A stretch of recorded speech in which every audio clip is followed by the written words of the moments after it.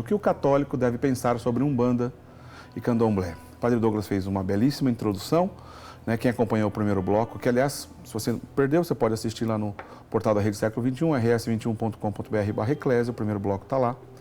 O Padre Douglas, que já é padre há quase 10 anos, mas praticou, né, ao longo da sua juventude a religião Candomblé, então ele entende do que está dizendo e a gente começou a falar de sincretismo e vamos para outras questões que eu tenho certeza que o amigo aí de casa já pensou e a gente quer, na medida do possível, fazer essa abordagem, né? Já que a gente está pensando o que o católico deve pensar sobre isso, começa justamente por essa pergunta aqui, Padre Douglas, que no bloco anterior deixei que o senhor respondesse.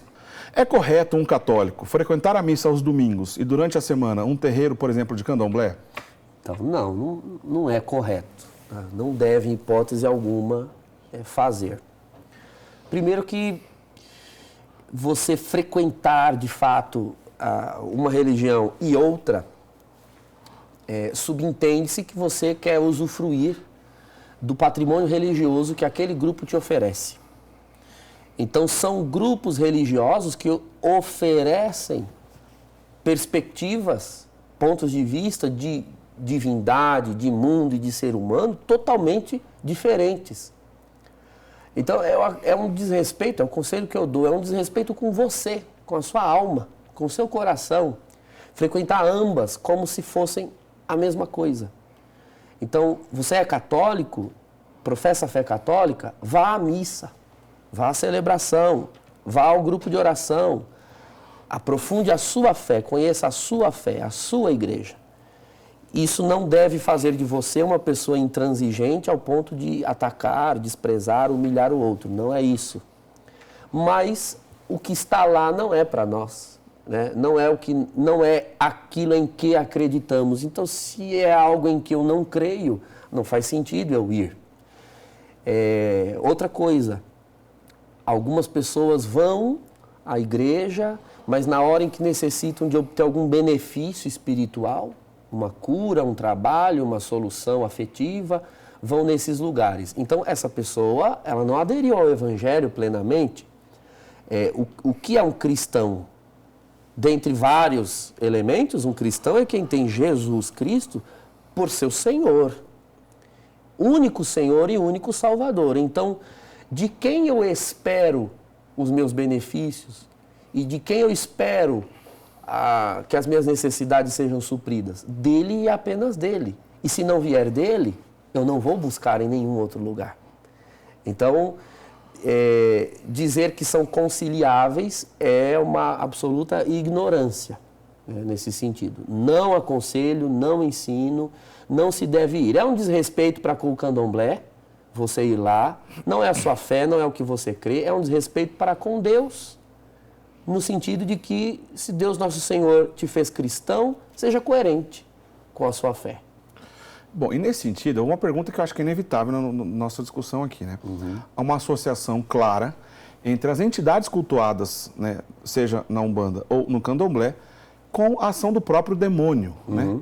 Há quem defenda isso claramente, por isso que eu estou fazendo essa pergunta. Sim. Tem relação, né? Os orixás, de alguma forma, quando alguém cultua um orixá, ele está cultuando o demônio? Então, pode haver uma ação demoníaca, né? Pode haver, e muitas vezes há, mas se lembre que no primeiro bloco eu expliquei o que é um orixá. Certo. Né? Vamos, para explicar essa pergunta, para responder essa pergunta, usar de 1 Coríntios 8. Em 1 Coríntios 8, Paulo enfrenta o mesmo problema. Em Corinto havia um culto a divindades animistas. Havia um culto a Artemis e um culto a Afrodite, a deusa do amor. E ali eram oferecidos sacrifícios, havia o templo, havia um culto muito expressivo em Corinto. Paulo, ele diz o seguinte, olha, os ídolos, né, essas divindades da natureza ou das forças humanas ou forças naturais, elas são criações humanas. Essa é a definição de ídolo que se dá na Sagrada Escritura. O ídolo nada mais é do que uma confecção humana. Onde ele existe?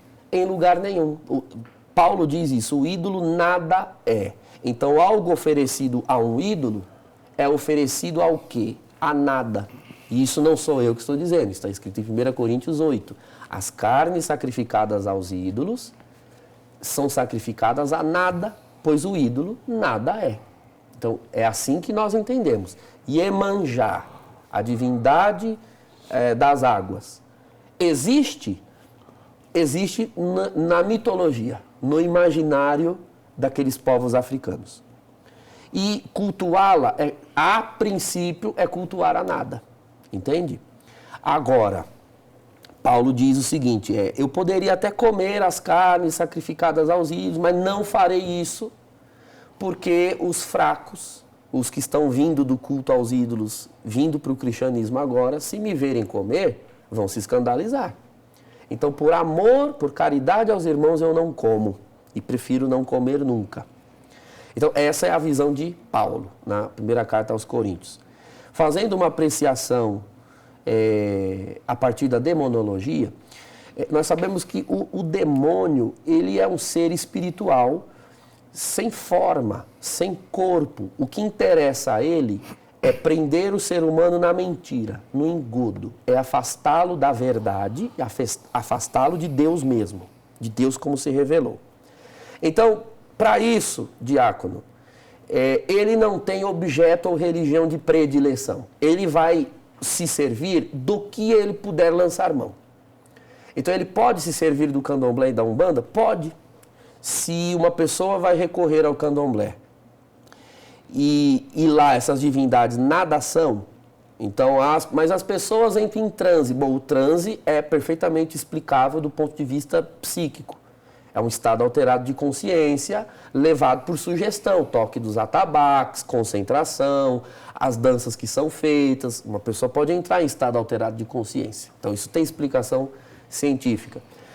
Mas aconteceu algo prodigioso. Bom, aí sim, o demônio, ele, sabendo que ali nada há, ele pode entrar e gerar fenômenos, comportamentos, para quê? Para gerar credibilidade naquelas práticas. E as pessoas, vendo o sobrenatural manifestado, darão credibilidade à religião e ficarão lá.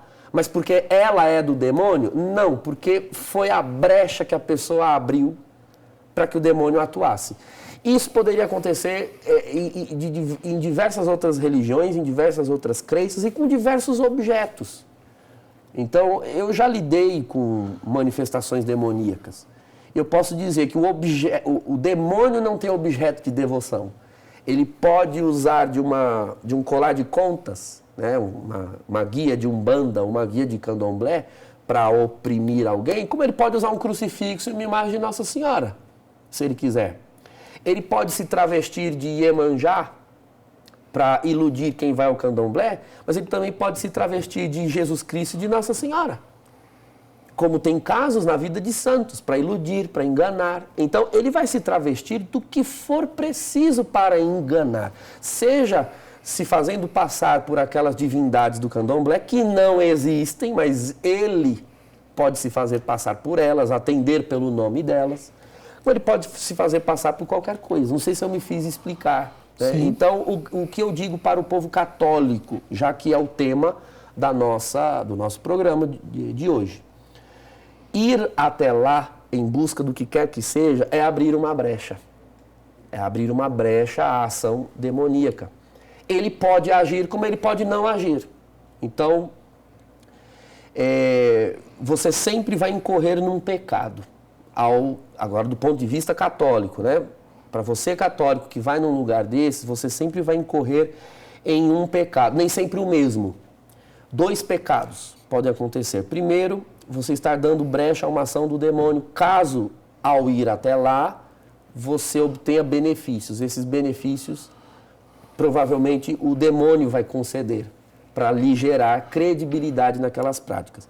Ou, indo a um culto e participando, crendo naquilo, mas não acontecendo nada de obtenção de benefícios ou nada de sobrenatural, ainda assim você incorre num pecado de idolatria. Porque você está lá prestando culto a ídolos, a deuses que nada são, a confecções do imaginário humano E nosso Senhor Jesus Cristo veio ao mundo, inclusive, para nos libertar dessa ignorância. Nós não temos a Bíblia citando esses deuses africanos propriamente dito, mas nós temos inúmeras passagens na Escritura que foram inclusive escritas tendo por base a religião helênica, grega, porque o Evangelho entrou no mundo grego, e os Evangelhos vão constantemente dando conta de nos oferecer uma narrativa do Cristo como o vitorioso, o poderoso sobre a natureza. Então, quando Cristo vem ao mundo, uma estrela se desprende do firmamento e vem adorá-lo, ou seja, ele é o Senhor do firmamento. Ele que inicia o seu ministério transformando a água doce em vinho, então ele é Senhor das águas doces, as águas viram o que ele mandar. No seu ministério, durante uma tempestade, ele faz o mar se acalmar e o vento parar. Ele é Senhor do mar, Senhor dos ventos. Ele amaldiçoa uma figueira e ela seca, ela é obrigada a secar até a raiz. Quando ele morre, o sol se esconde e houve treva, como se fosse noite, diz o Evangelho de João. Então, o sol também reverencia a Cristo. Então, Cristo é o sentido, é aquele para o que tudo foi feito nele, por ele, para ele, diz São Paulo na carta aos Romanos. Então, Cristo é a superação desses cultos, não há sentido mais nenhum em prestar culto ao Deus do mar, ao Deus da folha, da árvore, da pedra, se Cristo é o Senhor de tudo isso, entende? Essa é a novidade do Evangelho. Cristo é o fim, é o encerramento das religiões animistas, inclusive do candomblé.